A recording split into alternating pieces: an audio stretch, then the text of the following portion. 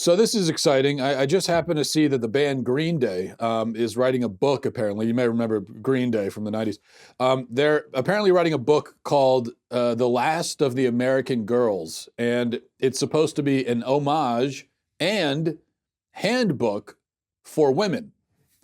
Now, how do you think that's going to go over? A handbook for women written by dudes. How do you think people are going to respond to? Why would a publisher sign off on an idea like that in this day and age? But if publishers will sign off on that, then perhaps I too will also write a handbook for women, and I expect it to be received very well. And it would just be, it would just be a book of advice and instructions, guidelines for women. That's all from me, and I think feminists would find it very useful, I suspect. So be on the lookout for that. All right, a bunch of, speaking of feminists, a bunch of Hollywood actors are having a humongous hissy fit because of the bill in Georgia that would ban abortions once a heartbeat is detected. And the bill has not been signed yet, but these actors are all pledging to boycott the state. Great tragedy for Georgia if they lose these people. Mark Hamill and Natalie Portman are the latest actors to sign off on it. And I am being very generous to Mark Hamill by calling him an actor, because honestly, in fact, just recently I tried to. I've never been a Star Wars fan myself, and I'm not just saying that now because Mark Hamill is a pro-abortion wacko, although he is, and he's always been that. But I've never been a big Star Wars fan. I don't see the big deal with the whole series. I just don't. It's okay. I don't see it as some groundbreaking thing that should elicit religious fervor out of us. But I tried recently to go back and give it another shot. And I said, I'm gonna, everyone loves Star Wars. I must be missing something. I tried to go back and watch the original movies. And my Lord, I mean, the acting is so terrible, especially on Mark Hamill's part. I can't, it's unwatchable to me. I don't know how people do it. I guess you had to watch it for the first time, I guess, when you were very young, so that this sort of affection grows for it. And so now you have that nostalgia, which causes you to overlook just how absolutely terrible the acting and the writing is in pretty much all of these movies. Anyway, that's beside the point. So Mark Hamill and Natalie Portman are the latest to join the protest. Ben Stiller also is protesting. Deborah Messing, Minnie Driver, Alec Baldwin, Amy Schumer, Rosie O'Donnell, Sean Penn, Brie Larson, Patricia Arquette. A literal murderer's row of people whose opinion I couldn't care less about. Speaking of, although I got to say, I mean, when I found out, that Deborah Messing is against this bill, it really made me, for a minute, I don't know about these other people, but for a minute, I really did have to rethink my entire position on abortion. I mean, because if Deborah Messing, this is Deborah Messing we're talking about, star of, some shows.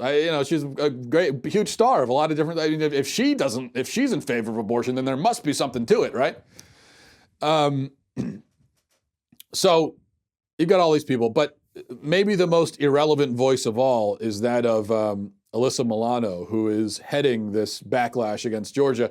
And she tweeted something a couple of days ago trying to find spiritual, religious justification, it would seem, for her quest to ensure that babies with heartbeats are still murdered. And I'll show you her tweet. This is what she said. I love God. I believe in God, but I don't believe my personal beliefs, of which we can't confirm, should override scientific facts and what we can confirm. And then she quotes John 3:12. If I have told you earthly things and you do not believe, how can you believe if I tell you heavenly things? Okay, I'm trying to decipher this. Is she implying that abortion is a heavenly thing? Is that I think that's what's going on here. So this is pure Satanism, of course, which I'm not surprised to hear that coming from a pro-abortion Hollywood actress. But even so, I don't get, because it seems that her personal belief is that abortion is good, right? So She says personal beliefs can't override scientific facts. I agree with that. So her personal belief in the validity of abortion and the moral legitimacy of it can't override scientific facts. I agree there, but I don't think she's trying to say that. I think she's trying to say that personal beliefs about the immorality of abortion should not override scientific facts. So is she saying that her personal beliefs are opposed to abortion? I don't know, but let's not get hung up on particulars. I just want to use this tweet as a jumping off point because you hear this kind of stuff all the time. And there are two big problems here, aside from the general incoherence of it, but there's two other problems. First, opposition to abortion is not simply a personal belief. And it certainly is not a religious belief. Okay, and this frustrates me to no end with the people that say, well, that's just your religion. You're just saying that because you're a Christian.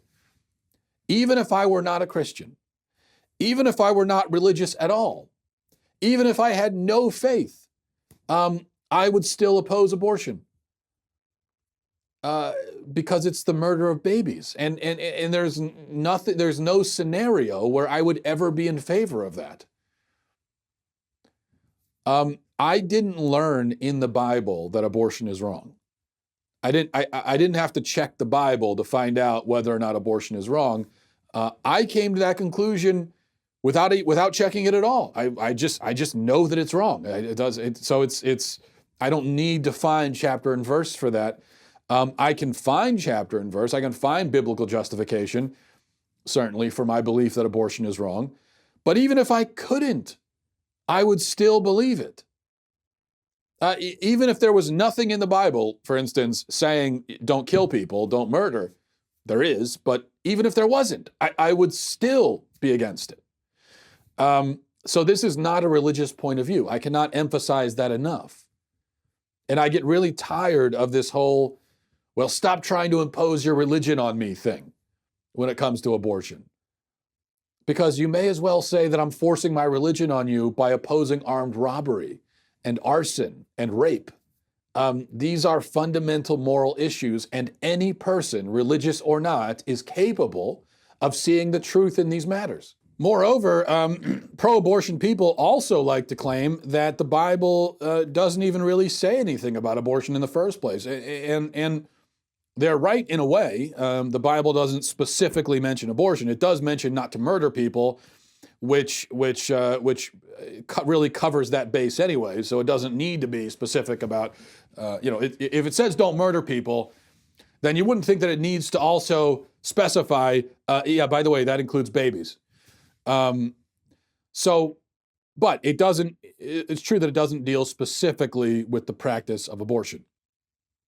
So there's kind of, it's the pro-abortion people are trying to have it both ways. Where on one hand, they say you're imposing your religion on us. And then on the other hand, they say, well, that's not even really in your religion. Well, then which is it? We can't be imposing our religion on you with something that isn't in our religion, according to you. Because in that case, if that were true, that our pro-life beliefs are not really in keeping with the Bible, then that would mean that we are imposing our moral opinion onto the Bible. And then, according to you, onto you. But it wouldn't be our religion then in that case, would it? Now, again, that's not true. This belief is entirely consistent, not only consistent with what the Bible says, but it is in the Bible because it says do not murder. But you're trying to have it both ways. The pro-abortion people, when it comes to their arguments that they make, they're constantly making self-contradictory arguments with no attempt to even come up with some sort of coherent, cogent narrative. And then the second thing here is that, of course, putting the issue of religion to the side entirely for a minute, science is completely and totally on the side of pro-lifers, and there's just no question about that whatsoever.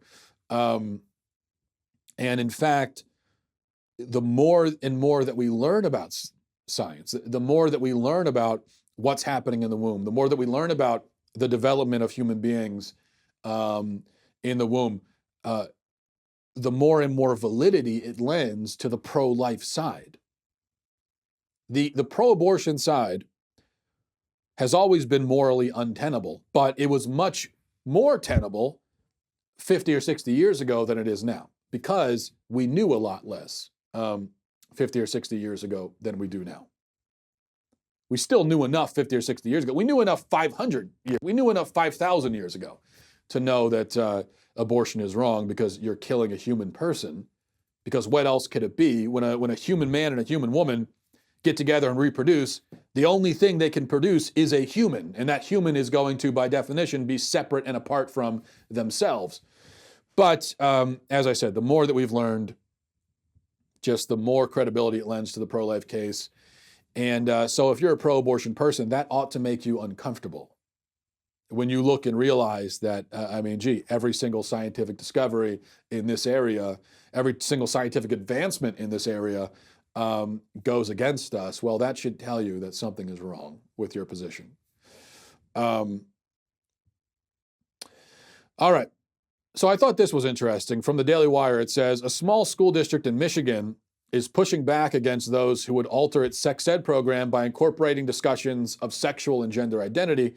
For the last 8 years, Allendale, Michigan, a town of roughly 26,000 people, has offered a sex ed program titled Willing to Wait, which holds fast to the benefits of abstaining from sex until marriage and does not address the issues of gender and gender identity.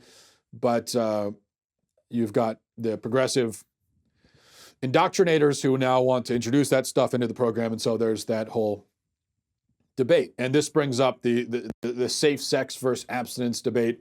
And I know that this is where you probably think I'm going to launch into a whole thing where I defend abstinence-only programs, but maybe I'm going to surprise you because I'm not going to do that. I won't defend, I'm not going to defend abstinence-only programs. I'm also not going to defend safe sex programs because here's my point when it comes to sex ed in schools. I don't want teachers talking to kids about using condoms and so on. That's not an appropriate discussion for that forum. I also don't want teachers talking to kids about saving sex for marriage. I don't want either of those things. Neither of those things are an appropriate discussion for a classroom. I want them saying nothing on the matter at all. That's how sex ed should be handled.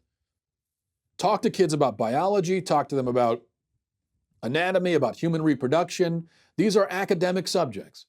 And it's stuff that kids need to learn at a certain age. So yeah, they're going to learn about sex in that sense.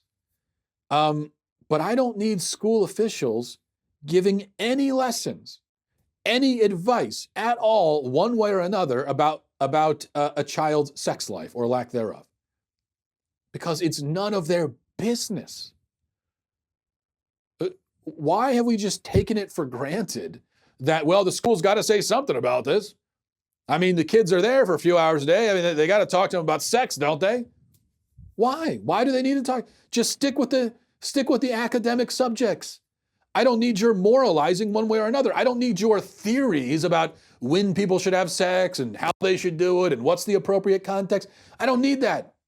Whether you think it's appropriate for teenagers to have sex or whether you think they should save it for marriage, why do you think that it's your place as a teacher in a school to talk to my kids about it?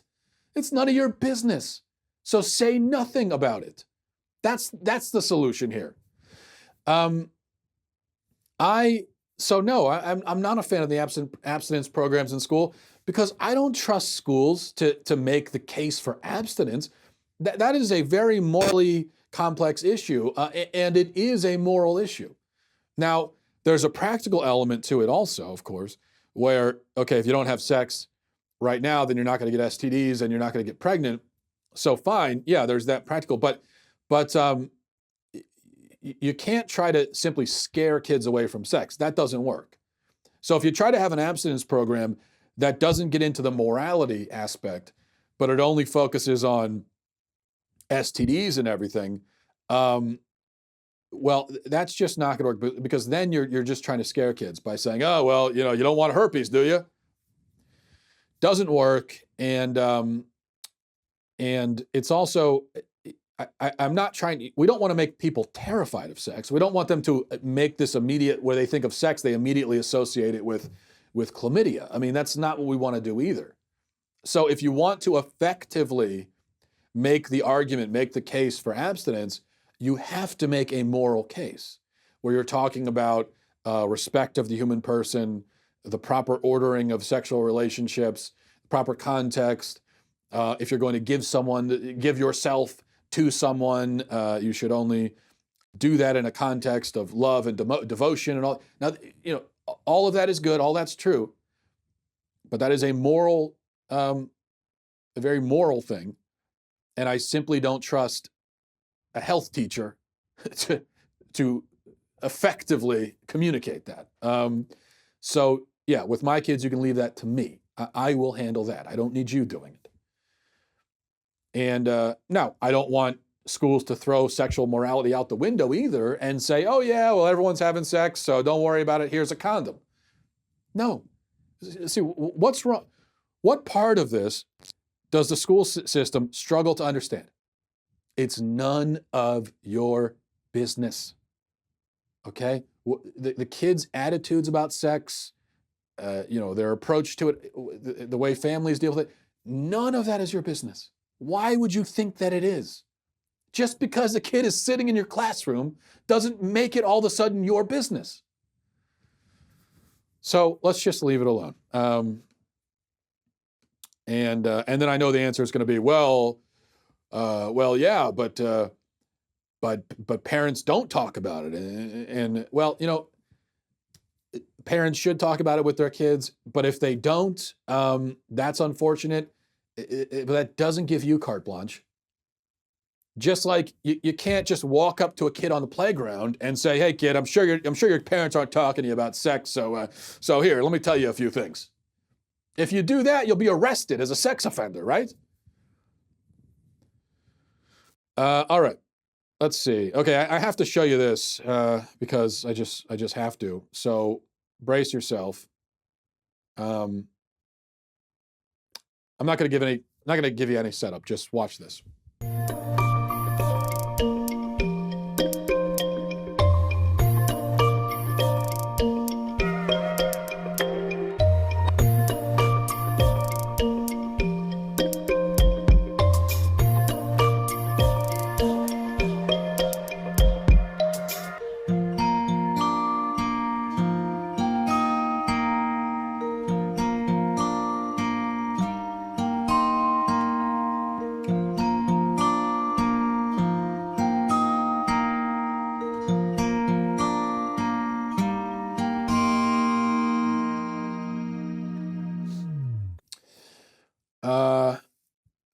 Okay. First of all, don't swaddle your baby like that. He will die. Don't tie your baby inside of a pillowcase and roll him around on the ground. Second, any man who chooses to be swaddled as a form of therapy should indeed be swaddled and then should be stuffed into a cannon and shot into the sun. With all due respect. Nothing personal. I just think it would be best for everyone involved. All right. This is from Fox News. It says, Hofstra University student activists are calling for the removal of a statue of Thomas Jefferson from campus near New York City because they say that the third American president represents racism and slavery. So this statue of Jefferson has already been defaced multiple times, and now they want to get it torn down. The only thing I'll say about this is that, I am opposed to tearing down Confederate statues. I've said that many times. And I think that one leads to the other. It's not a coincidence that we started with Confederate statues, then we moved on to this. But this is really sort of a whole different ball game. because at least with the Confederate statues, although I opposed tearing them down, there was I don't think it's a very good argument, but the argument that was made in favor of tearing them down was that, it's not just that these guys had personal flaws, it's that they were fighting for slavery, and that's what the war was about. And so there's no reason why we should make an effort to honor them for that. Well, I think that's a very reductive and simplistic way of looking at the Civil War. It was a much more complicated thing than that. And certainly the personal motivations of the people that were actually fighting for the Confederacy many times had absolutely nothing to do with slavery at all. But, so at least there's that argument. But if we're getting into tearing down statues of the Founding Fathers, well, you don't have that argument anymore, because nobody thinks that the Revolutionary War was fought so that the colonists could have slaves. They did have slaves, but that's not what the war was about. So now this really is something where, even though these were great men who achieved great things, they had this serious personal flaw, which is that they supported slavery, and so therefore we're just going to tear down their statues. And if we're doing that, then we really are just basically canceling history. If that is now the litmus test, then there are very, very, very few historical figures who would be able to survive it. Because almost every great historical figure had serious flaws, and many of them had flaws in the area of slavery. Because for thousands of years of human history, almost nobody was against slavery across the world. All races, all genders, ethnicities. Slavery was everywhere, taken for granted as just a perfectly normal thing. Doesn't make it right.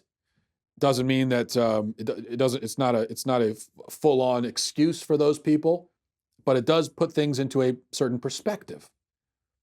And it does show that, well, okay, if we're doing this, then we got basically tear down all the statues, because it's got to be a total now whitewashing of history. And I think that is not only a pointless exercise, but also harmful and absurd. All right, let's move on to emails, because I got a lot of great emails, and I won't be able to answer all of them, but I want to give it some time anyway. This is from Aaron, A-R-Y-N, interesting spelling there.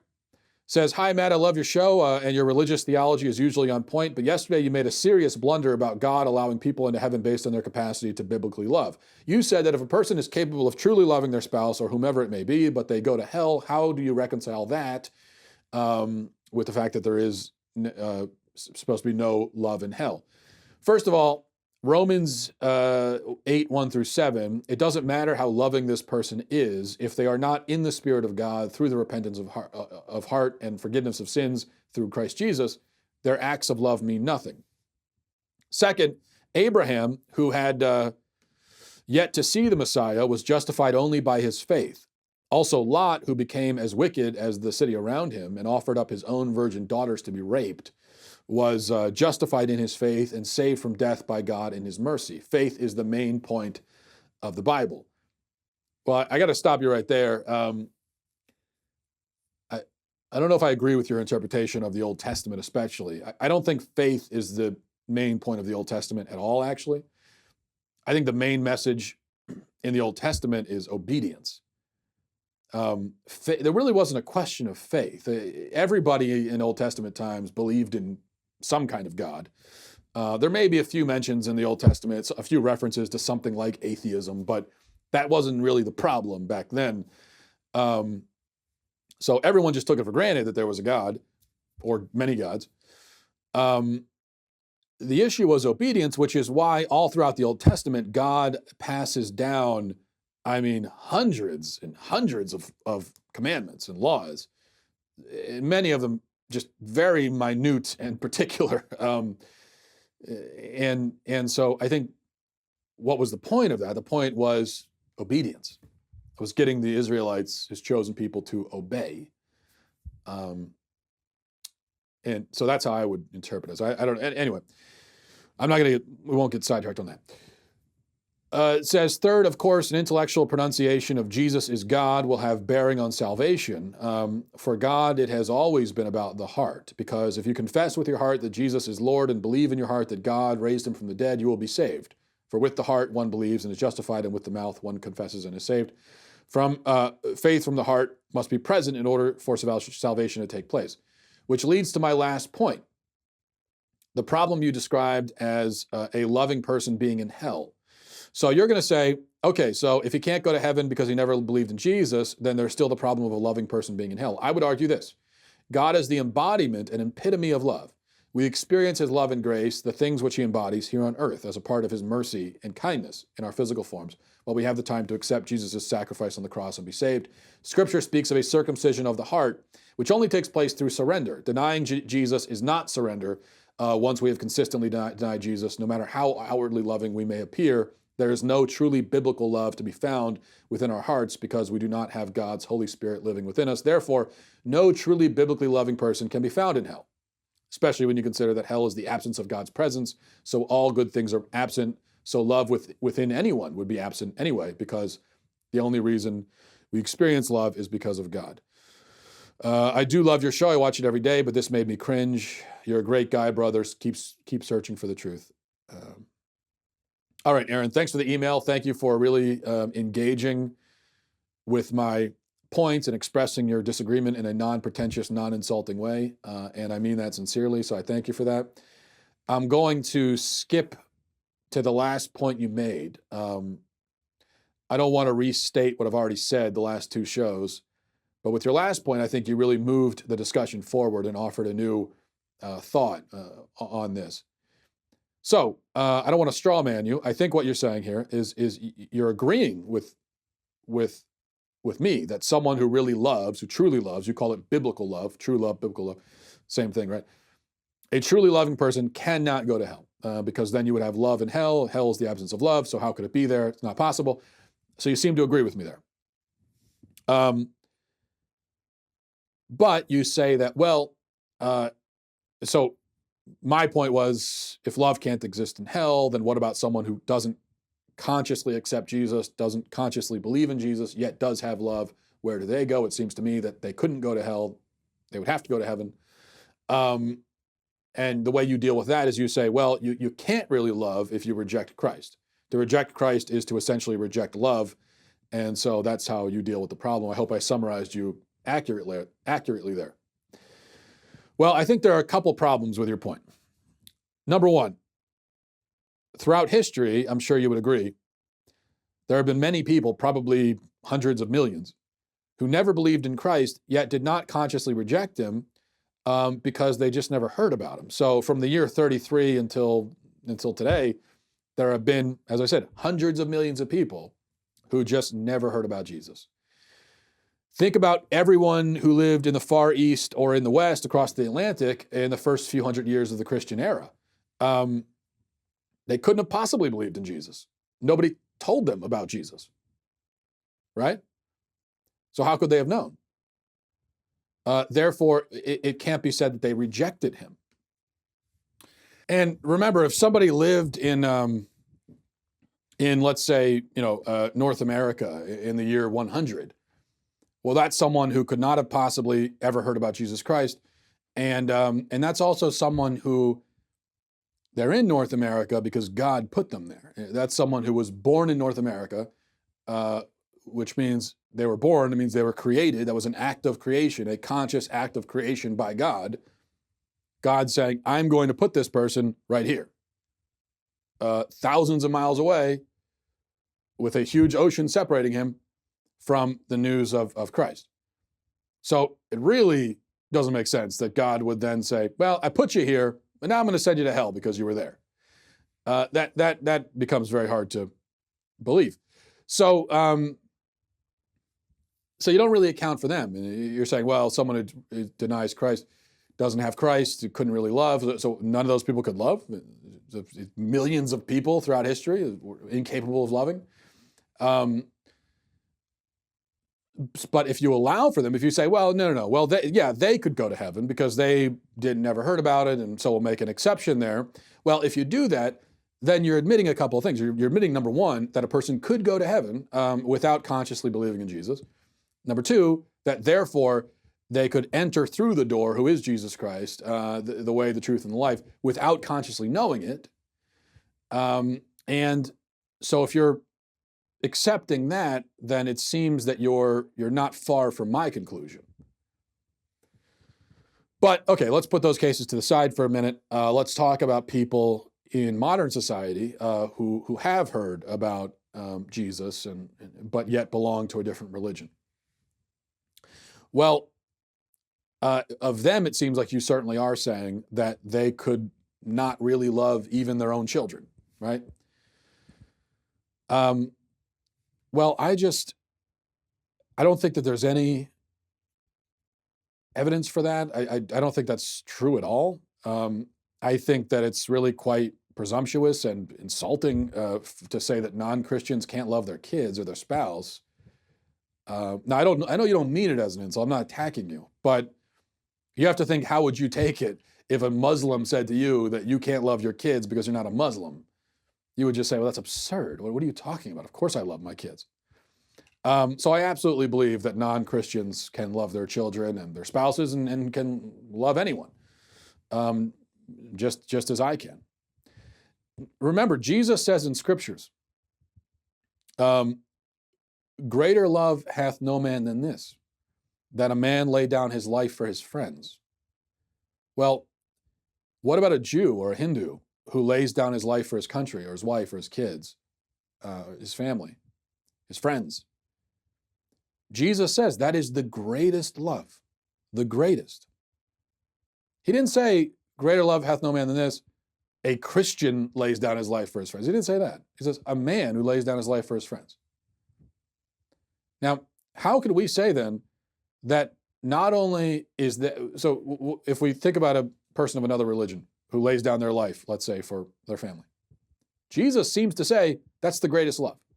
But what you seem to be saying is, not only is that not the greatest love, it's not even love at all.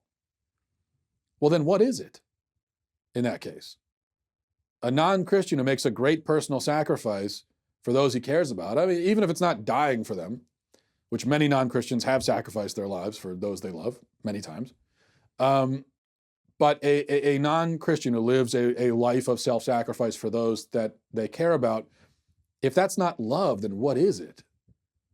And if that's not love, then I don't even know what love is. I don't know how we could even use the term anymore. Because I would say that's the definition of love.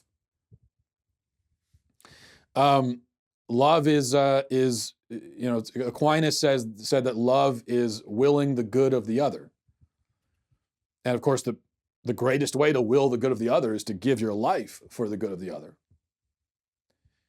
And so if someone is willing the good of the other to the best of their ability and of their knowledge and in the best way they know how, then I would call that love. I read a story, I'm not trying to make this an emotional argument, but I do think we should just, it's easy for us when we're talking about these issues to just say, oh yeah, well, if a Christian can't really love, and it's easy for us to say that, but let's talk about what we're really saying when we say that. So I read a story a while ago about a mother in Auschwitz, Jewish mother, whose children were being sent to the gas chamber. And she could have been selected because she was young enough and healthy enough, she could have been selected for labor and maybe survived. But she chose to go to the gas chamber with her kids so that she could comfort them in their last moments. And she decided that her kids were going to have several moments of terror and pain and suffering. And she would rather give up the rest of her entire life. She would rather give that up just so that she could comfort her children in those moments. So are you going to tell me that this mother who went to the gas chamber with her child and comforted her child until the end was then sent to hell for all eternity? Are you going to tell me that mother didn't love her child? If that's not love, let me tell you something. If that's not love, then I don't love anyone. I have no love. And I doubt you do either, because if that's not love, if that doesn't qualify, then then it's hopeless for all of us. No, I would say that is the greatest love. And I think that's what Jesus said. So when I read the Gospels and I read about the Lord who said there is no greater love than self-sacrifice, I just don't see a Lord who sends a woman to hell forever, who gave up her life for her child because she believed the wrong thing. I don't see it. And it really is as simple as that for me.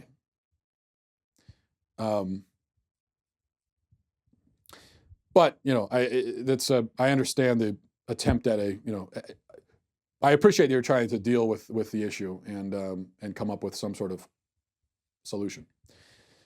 All right, this is from Maria, says, Matt, I have appreciated your discussion about the question of whether love can exist in hell. I think the answer is no, it cannot, but I also don't think that anyone who figured out how to love on earth will necessarily go to heaven. Let me explain why. If a person who does not know Christ manages to love in life, that doesn't mean he will carry that with him into the afterlife. It could be that he goes to hell, but his love doesn't come with him, if that makes sense. So rather than his love carrying him into heaven, it could be that he goes to hell without it. No goodness can exist in hell, but even bad people have a little goodness in them. Okay, Maria, that's an interesting thought. I'm not sure if it works, though. First of all, what does it really mean for a person to leave their love behind? Does God conduct some sort of like posthumous spiritual surgery, separating them from their love so they can leave that and go and be damned? And if those kinds of adjustments are being made, why wouldn't God take the good and throw out the bad? And that's what C.S. Lewis was talking about in The Great Divorce. That God, whatever little bit of good is there, whatever little bit of love, God will take that, fan those flames, turn it into a great fire, good kind of fire. That to me makes sense. It makes less sense if God is seizing onto the bad stuff and throwing out the good so that the bad can be chucked into hell. If we're making posthumous adjustments of any kind so that a person can fit one place or the other, it makes more sense that it would go north rather than south. But the bigger problem is a logical one, I think, is that, so let's say that I go to hell. I hate to make myself the example here, but so just to, frame it here. Let's say that God forbid, I'm the unlucky guy here. Okay. Well, I can't, my love for my children can't come with me. My love for my wife can't come with me. My love for my family, for everything that I love, none of that can come. All of that is shed like snakeskin, I guess. And then whatever other meager good parts of me, there's not a lot, but whatever's there, that all goes too. And then the rest is sent to hell. Well, then what exactly is in hell? Is that even still me? Can it even be said at that point that I am in hell? I mean, who is that person? Would I even recognize that person as being me? Would I have any memory of anything? You've just taken the most essential aspects of my being and chucked them. And then what the heck is down there in hell? And if that thing down there in hell is hardly even a conscious being, then what's the point of hell anymore? Now it seems like you're getting into annihilationism, where really the person who doesn't go to heaven is essentially just annihilated. I don't believe that, but that seems to be more of what you're talking about. But if I am conscious of myself, if I am a conscious self in hell, then, but then again, how could I remain a conscious self after these most crucial aspects of myself have been taken? There are some logical issues there that I can't quite get around. All right, let me just do one more. Let's see. A couple good responses from teachers. Okay, this is from Bob and Michelle, two people teaming up on an email. Says, Matt, in regards to your question about gender-based participation in classes, classrooms, says, my wife and I are both teachers. Our combined experience covers just over 30 years of grade school, high school, college. We also both run a tutoring business and see many, many students at varying ages and nearly every imaginable topic and subject matter. The following are our collective opinions on the matter.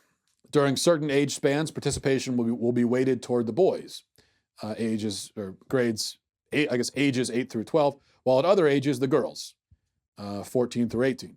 When it comes to certain subjects, geometry, history, phys ed, boys tend to relate more and therefore participate question more. When it comes to other subjects, algebra, science, sociology, girls tend to relate more and therefore participate and question more.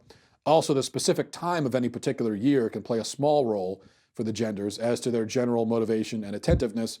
However, my wife and I both agree that girls tend to raise their hands, participate in discussion, and turn in work, projects, etc. more. After some discussion with other teacher friends over the weekend, we believe that it's probably a 3-to-2 girl to boy ratio. Hope this is of some help.